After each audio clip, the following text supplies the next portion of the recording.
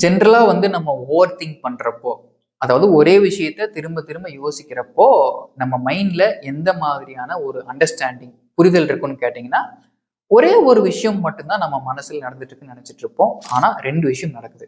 என்னன்னு கேட்டீங்கன்னா, நம்ம மனம் பாஸ்ட்டுக்கும் ஃபியூச்சருக்கும் ஒரு கிளாக் மாதிரி டிக் டாக் டிக் டாக்னு ஓடிட்டே இருக்கும். இது பெருசா நம்ம நோட்டீஸ் பண்ணியிருக்க மாட்டோம். இதுக்கு ஒரு சிம்பிள் எக்ஸாம்பிள் சொல்றேன். இப்போ நீங்க பாஸ்ட்ல வந்து ஏதோ ஒரு எக்ஸாம் எழுதிருக்கீங்க. அந்த எக்ஸாம்ல நீங்க ஒண்ணு ஃபெயில் ஆயிருக்கலாம். இல்ல நீங்க நினைச்ச மாதிரி மார்க்ஸோ இல்ல ரிசல்ட்ஸோ வராம இருக்கலாம். திரும்பவும் அந்த எக்ஸாம் எழுதலாம்னு சொல்லிட்டு அதுக்காக நீங்க ப்ரிப்பேர் பண்றீங்க.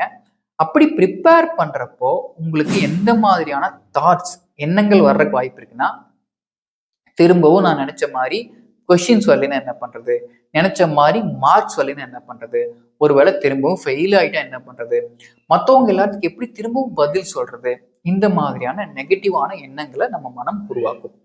ஜென்ரலா இங்க என்ன நடக்குதுன்னா, நம்ம மைண்டு பாஸ்ட்ல, அதாவது கடந்த காலத்துல நடந்த ஏதோ ஒரு விஷயத்த ஃபியூச்சரோட கனெக்ட் பண்ணி நம்ம மனசு ஒண்ணு பயப்படுது, இல்லைன்னா கவலைப்படுது. ஸோ ஆல்ரெடி நம்ம ஃபர்ஸ்ட் வீடியோல பார்த்த மாதிரி ரூமினேஷன்ங்கிற ஒரு விஷயமும் நடக்குது. பாஸ்ட்ல நடந்த திங்கிங் நடக்குது, பாஸ்ட்டை பத்தின திங்கிங் நடக்குது, ஃபியூச்சரை பத்தின திங்கிங் நடக்குது.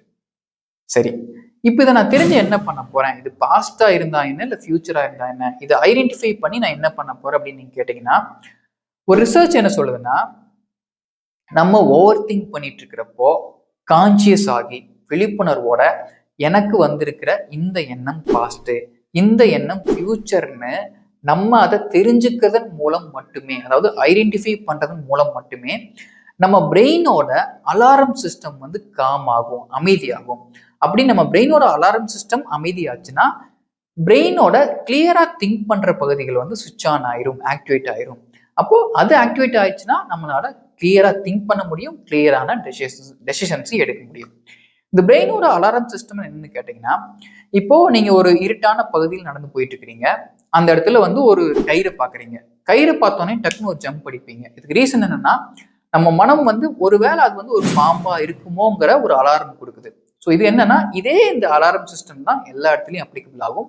ஸோ சில இடத்துல இது தேவையில்லாம கூட சில எண்ணங்களை ட்ரிகர் பண்றதுக்கு வாய்ப்பு இருக்குது. ஸோ இந்த மாதிரி இடத்துல நம்ம இந்த பாஸ்ட் ஃபியூச்சருங்கிற இந்த ஐடென்டிஃபிகேஷனை, இந்த தெரிஞ்சுக்கிறது மூலம் மட்டுமே நம்மளோட ஓவர் திங்கிங்கை நம்ம காம் பண்ண முடியும். ஸோ இதை இம்ப்ளிமெண்ட் பண்ணி பார்த்துட்டு உங்களோட ரிசல்ட்ஸ் என்னங்கிறத கமெண்ட்ல சொல்லுங்க. அடுத்த வீடியோல ஸ்மார்ட்டான பீப்புள் கூட ஏன் ஓவர் திங்க் பண்றாங்க அப்படிங்கிறத பார்க்கலாம். See you.